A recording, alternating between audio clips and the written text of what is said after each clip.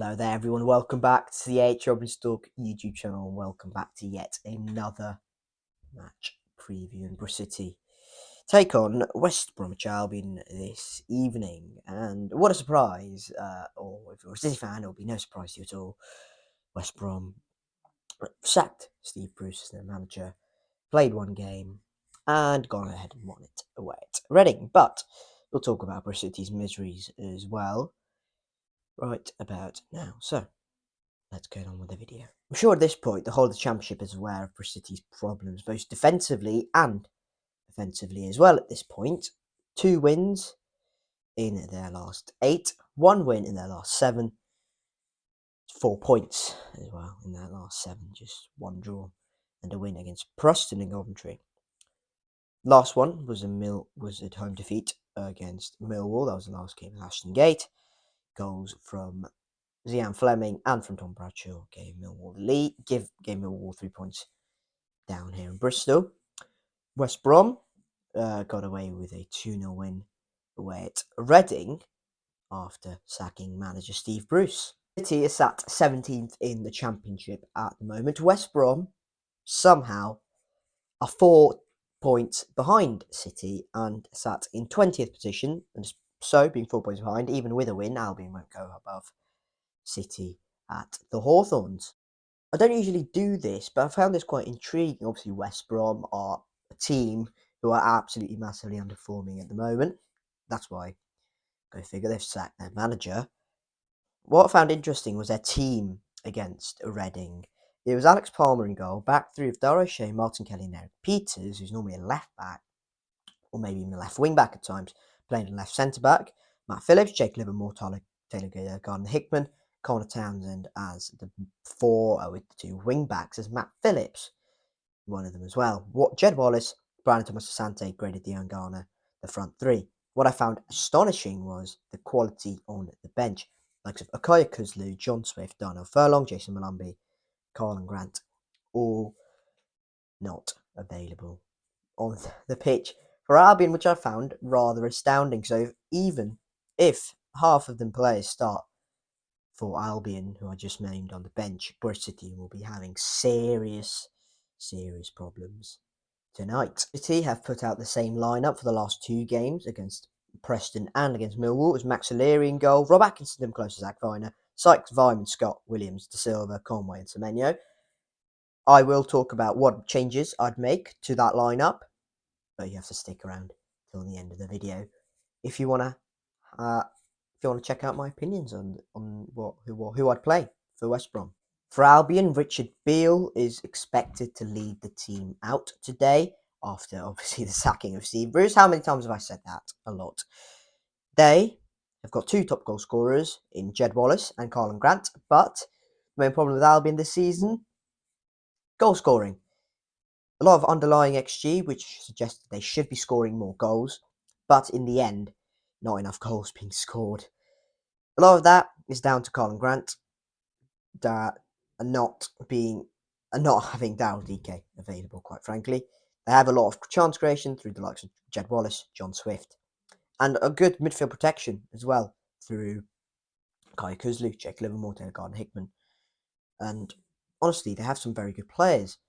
It's just they haven't quite gelled this season. And once anyone, or if anyone, gets that squad ticking, I think Albion should shoot up the Championship table. Last time these 2 sides played, I was actually there, so you can check out the matchday vlog in the description down below. It was a 2-2 draw between Bristol City and West Brom at Ashton Gate. West Brom getting a last-minute equaliser through Adam Reach. The last time these 2 sides played the Hawthorns, West Brom ran away 3-0 winners with goals from John Hugel, Carl Bartley, Carl and Grant. So, that's all that out of the way.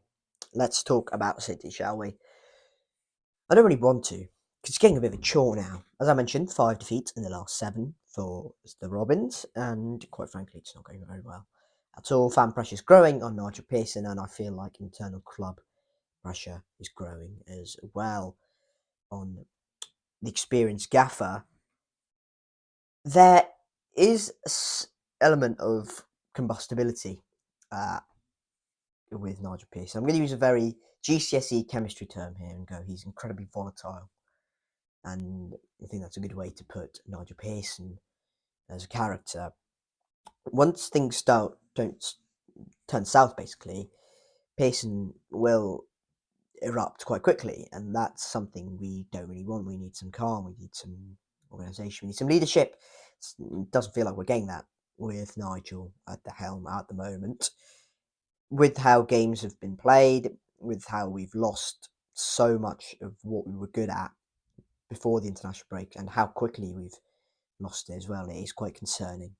It is very concerning, and I feel like this squad should be doing more. Despite the injuries at the back, I feel like we should be achieving a lot more than what we are at the moment. We should be higher in the league than where we are at the moment as well. Hopefully, we go into this game on the back of a good week or a good few days on the training ground and really try and just implement what we're good at and go back to what we're good at. That is attack, and try and score as many goals as possible, because that's how we beat teams. We found out last season that we can't defend, and that once we turn into a negative team, I don't want to say negative, I want to say slightly more conservative team, we are caught out quite regularly.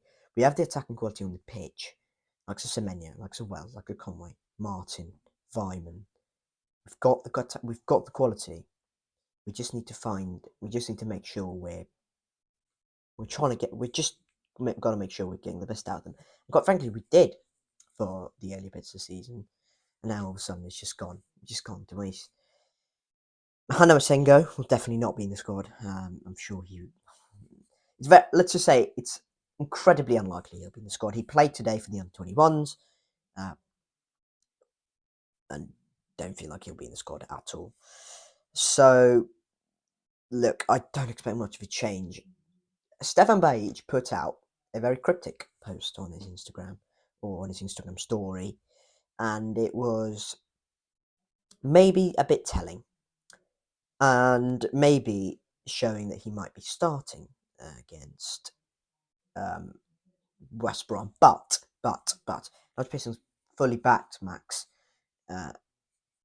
labelled his second goal mistake as positive, which I found a bit absurd, but you know, it is what it is.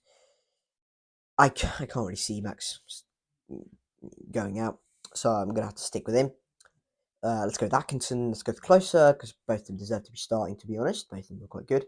Expect Thomas Callas to come into the team instead of Zach Viner. No Kane Wilson, obviously, so stick with Mark Sykes. Stick with Jay Silva, probably. Campering was okay. Yeah, he got an assist, but I'd stick with Jay for the time being, and I'd stick with the same midfield three of Vyman, Scott, and Williams as well, with Semenyo up top. I'd go with Naki Wells instead of Tommy Conway. So the two changes I'd make are was Callas in as well as Naki Wells in.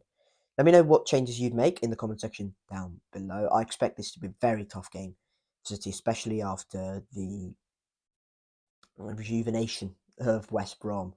A timely rejuvenation for Bristol City, let's just say. I feel like we will lose here again. I reckon this will be the 6th defeat in 8. Dean Holden got sacked for 6 straight defeats. Nigel Pearson, 6 defeats in 8, 4 points in 8. That's 0.5 points per game. That is not even remotely close to survival form.